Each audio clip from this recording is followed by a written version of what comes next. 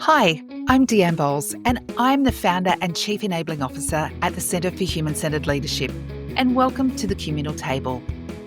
This isn't just a podcast, it's an invitation to rethink leadership, an invitation to reimagine work, and to rebuild businesses in a way that puts people at the heart of everything we do.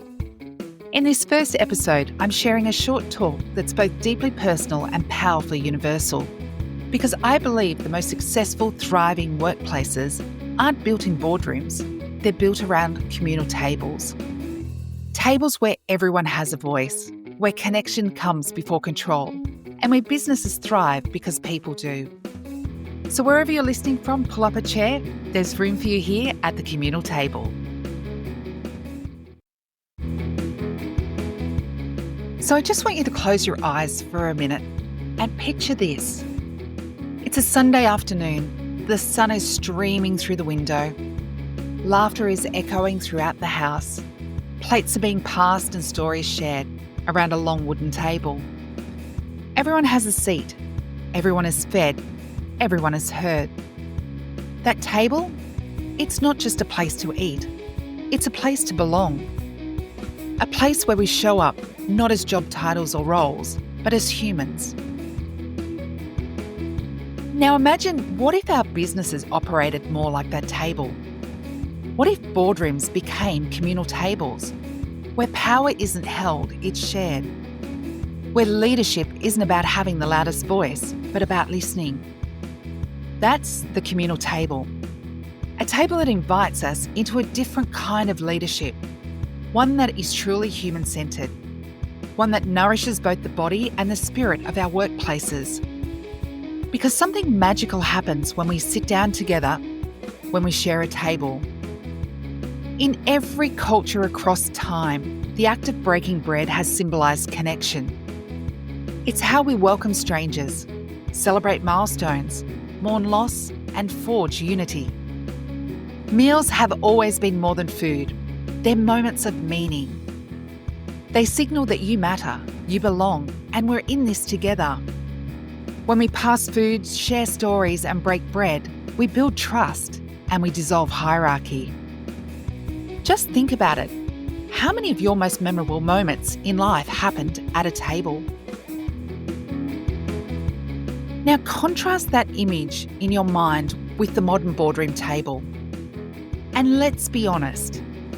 For too long, leadership has looked like a closed door in front of a big table.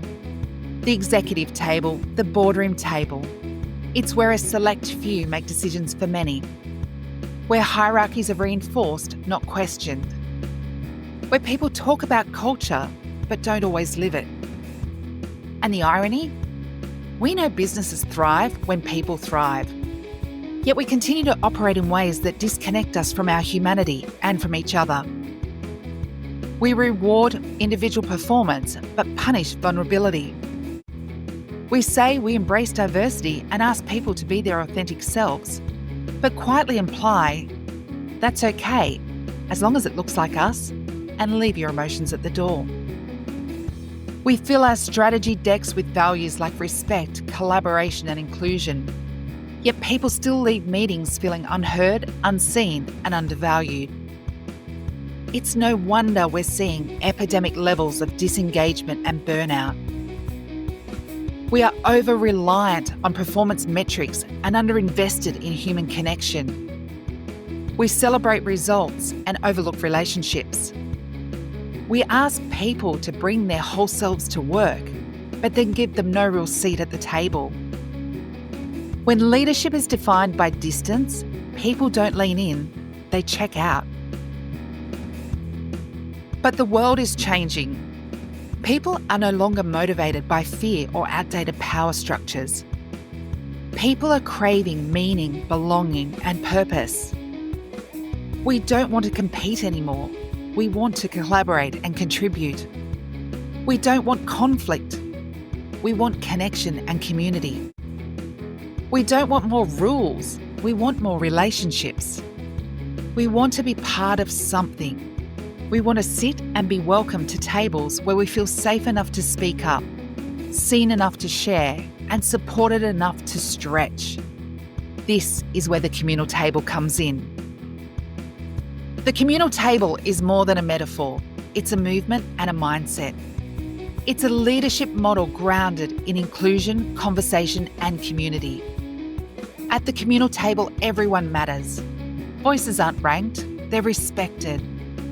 Diversity isn't a tick box, it's the whole menu. It's not just who's invited to the table, but how the table is set. And psychological safety? It's not an initiative, it's the foundation. Because when people feel safe to speak, they share their best ideas. When they feel seen and heard, they show up with passion and purpose. And when they feel like they belong, they stay. That's the power of the communal table. It feeds more than ideas. It feeds identity, it feeds purpose, it feeds meaning, and it feeds connection. And this isn't just a feel-good philosophy, it's backed by science. Neuroscience tells us that the brain craves connection, that we're wired to belong, to be part of something bigger than ourselves. The prefrontal cortex, the part of our brain responsible for logic, decision-making, and innovation, lights up when we feel safe and connected. But the moment we feel excluded, shamed, or unsafe, the limbic system takes over and our brain moves into threat mode. What does that mean for your people and your business? It means that people don't solve problems creatively when they're worried about being judged. They don't speak up about risks when they fear retribution, retaliation, or humiliation. And they don't grow when they're stuck in survival mode. Psychological safety isn't optional. It's not simply a nice to have. It's essential for engagement, creativity, and performance. It's the soil in which trust grows, and without trust, nothing meaningful happens. When leaders create environments where people feel safe to take risks, speak up, and be themselves, innovation thrives, turnover reduces, and trust becomes the true currency of your culture. It's simple neuroscience, really. People perform at their best when they feel a sense of purpose and that they belong. And we know this not just through data, but through lived experience. People don't leave jobs, they leave managers and organisations. They leave cultures that silence them. But they stay for meaning. They stay for connection. They stay for the table where their presence matters. And I've seen this in action in businesses where HR and safety professionals stop policing and start partnering. In organisations where leadership development includes empathy, not just excel. In companies where change is driven with people, not at them. Where morning meetings start not with KPIs, but with check-ins.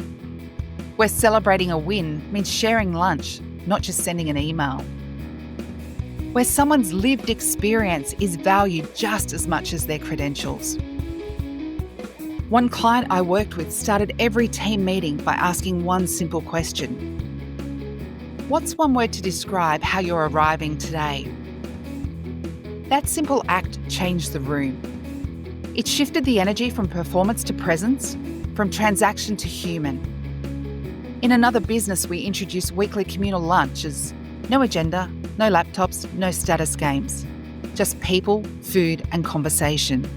And guess what? The number of cross-team projects skyrocketed. So did job satisfaction. So did engagement. Connection drives collaboration. Conversation builds culture. And community sustains change. From startups to global giants, the businesses that thrive are the ones that understand this simple truth. You don't build great companies through strategy alone. You build them through connection. So here's my question for you. What kind of table are you building? Is it the old traditional boardroom table, rigid, exclusive, top-down? Or is it a communal table, open, inclusive, and designed for dialogue? Because here's the thing. You don't have to be a CEO to set the tone. You don't need a title to lead. You just need the courage to pull up a chair. and to make space for others to do the same. Leadership isn't about having all the answers. It's about asking better questions. It's about setting the table so others can show up fully and safely. The future of business won't be built in isolation. It won't be built behind closed doors. It will be built together at the communal table. So let's build businesses where people don't survive, they thrive. Let's create cultures where inclusion isn't an afterthought, it's the starting point. Let's rehumanise work. Let's break bread together. Let's lead with humanity. Let's make room for everyone. Pull up a chair because there's always room at the communal table.